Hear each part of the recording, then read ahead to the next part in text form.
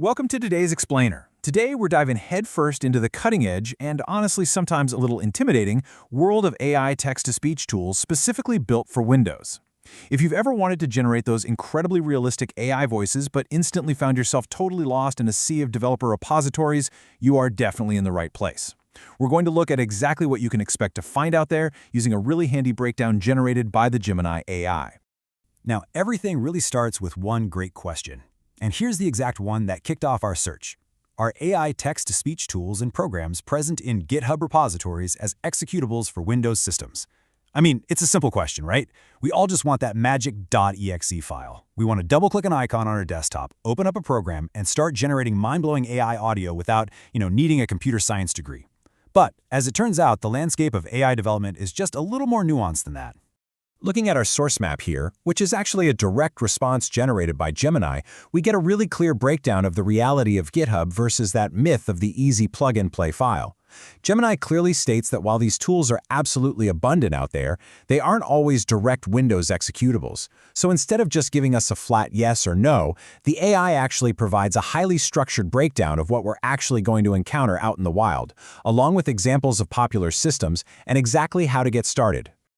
All right, let's jump into Section 1, what you actually find. So if it's not a simple executable file waiting for you, what exactly are you going to find when you dive into these repositories? Well, according to our source, you'll typically run into three main things. First up, source code and models. This basically means developers are offering up the raw code and the pre-trained AI models. The catch here? These usually need to be compiled or set up using Python or other programming environments. Second, you might stumble across command line tools. This means opening up your Windows command prompt and typing in text-based commands rather than just clicking nice buttons in a graphical interface. And as the source notes, this often requires at least some technical knowledge. Finally, and thankfully, you will often find instructions for Windows. Repositories usually provide handy guides for setting up and using their tools on Windows, even if they don't hand you a direct executable file. So, getting these tools running, it often requires a little bit of assembly on your part. It's kind of like a giant puzzle. Moving right along to Section 2, AI voice tool examples. So what are some actual repository landmarks you might stumble upon during your search? Well, we've got two very distinct paths highlighted here based on the source material. On one side, there's Coqui/TTS. The source describes this as a deep learning toolkit that offers a massive, wide range of models and tools. You can think of it as a comprehensive sandbox for someone who really wants to experiment with different AI voices and deep learning configurations. But then, on the other side, we have Raspi/Piper. The source defines Piper as a fast, local neural TTS system that is specifically designed for offline use. It's a brilliant contrast, honestly. One is this broad, sweeping toolkit, and the other is built strictly for speed, running locally right on your own machine, without even needing an internet connection. Okay, let's tackle Section 3. A quick getting started guide. Let's say you're feeling adventurous. You want to brave the command line to play with those deep learning models. How do you even begin? Our source lays out three absolutely essential steps. Step 1. Search GitHub.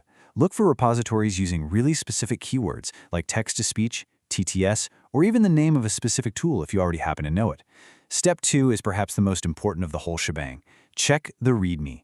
The source explicitly tells us to read the repository's README file carefully for instructions on installation and usage specifically for Windows. Guys, that is literally your instruction manual. Finally, Step 3.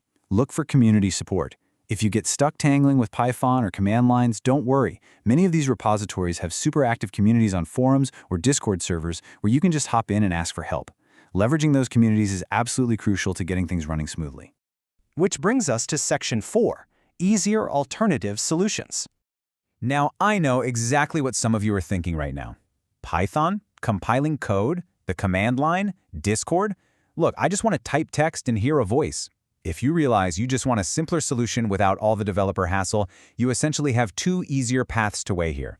The first is hunting down pre-compiled tools. The source notes that some developers do actually offer pre-compiled versions of TTS tools for Windows. To find them, you should specifically search online for the phrase TTS Windows Executable. This skips the compiling step entirely. But hands down, the absolute easiest route is using online services. As our source states, several online TTS services offer incredibly easy-to-use interfaces and require absolutely zero installation whatsoever. You just go to a website, type in your text, and boom, you're done. Literally zero coding knowledge required. And that brings us to the end of today's explainer. We've seen that GitHub holds some truly incredible power with tools like Koki AI and Piper.